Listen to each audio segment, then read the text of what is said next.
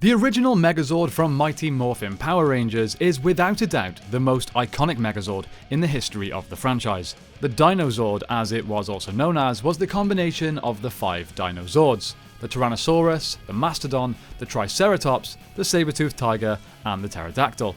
In today's video, we will be covering the full story of the Dino Megazord. Let's get into it.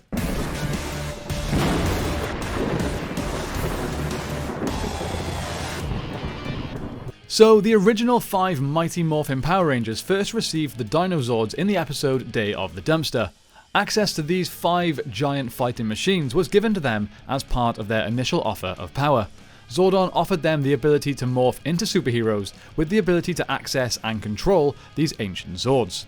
Of course, at first the Rangers were hesitant to accept an offer of such huge responsibility, but after getting a taste of its power and realizing the good that they could do, they accepted. Interestingly, only 2 of them are actually based on dinosaurs from the Cretaceous time period. The other 3 were technically not even dinosaurs. Let's look at those Zords individually. The Tyrannosaurus Dinozord. Jason Lee Scott, the original Red Ranger, piloted the Tyrannosaurus Dinozord. Forming the head and torso, the Tyrannosaurus was the mightiest of all Dinozords, sometimes even acting alone in combat, where it could use its tail and jaws as weapons. It had the ability to fire energy blasts from its eyes.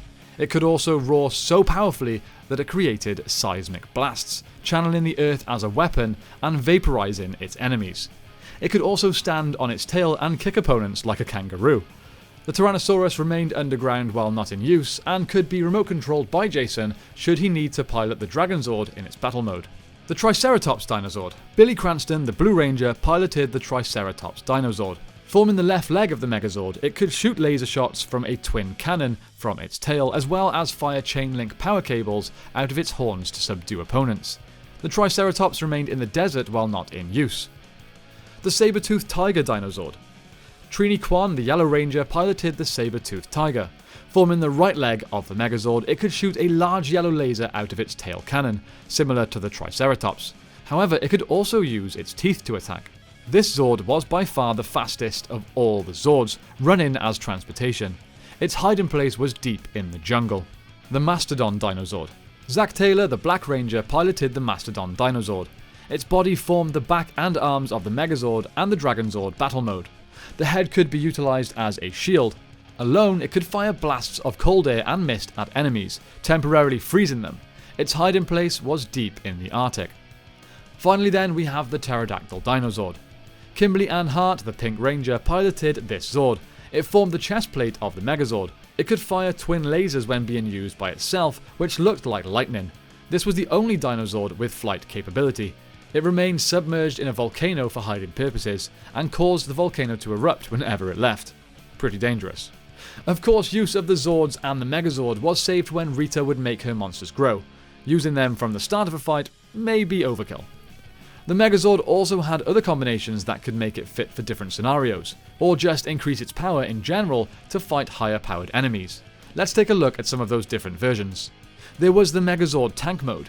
Armed with a pair of main cannons derived from the Mastodon, the Tyrannosaurus formed the central body around which all the other components connected, with the Pterodactyl riding on top. In addition to the large cannons, the tank could also fire directed energy beams from its eyes of all the Dinozords using the Ranger's power crystals.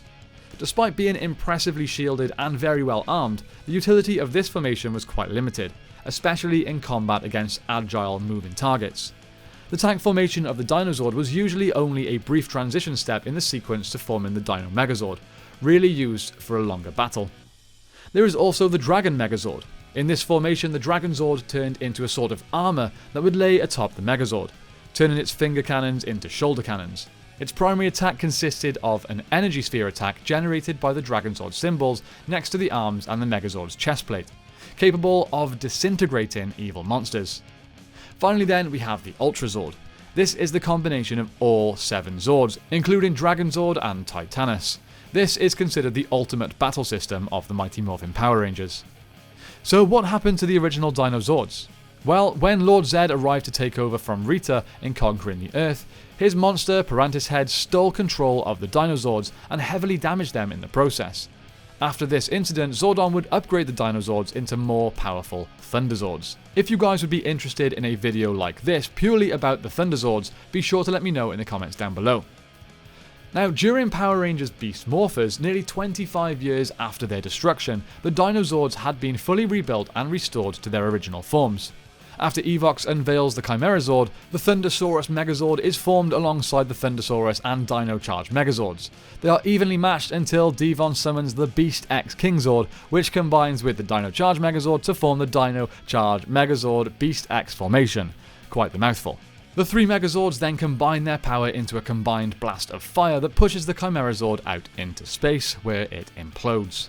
And that's pretty much it for the story of the original Megazord. I really hope you enjoyed this one. I have had so many requests to do more videos on the Zords, so I will absolutely be doing more of these if you guys enjoyed this one. I would like to take a second before I go to give a shout out to our other channels. The Broken Sword for Lord of the Rings lore, the Batcave for Batman and DC content, History of Dragon Ball for DBZ content, and finally the Tabletop Alliance for tabletop gaming and Warhammer content. This channel is currently under a rebrand, so there's some exciting stuff going on there. We're even launching a store for Tabletop Alliance where you can purchase our own custom miniatures, both in physical form and digital form. There we'll be releasing new models weekly, so be sure to keep an eye out on the tabletopalliance.co.uk. There may even be some models based upon my own custom Rangers very soon. Please check it out if that interests you. That's it from me today, guys. Thank you all so much for watching. I hope you have a great day. May the power protect you, and I will see you next time on the 6th Ranger.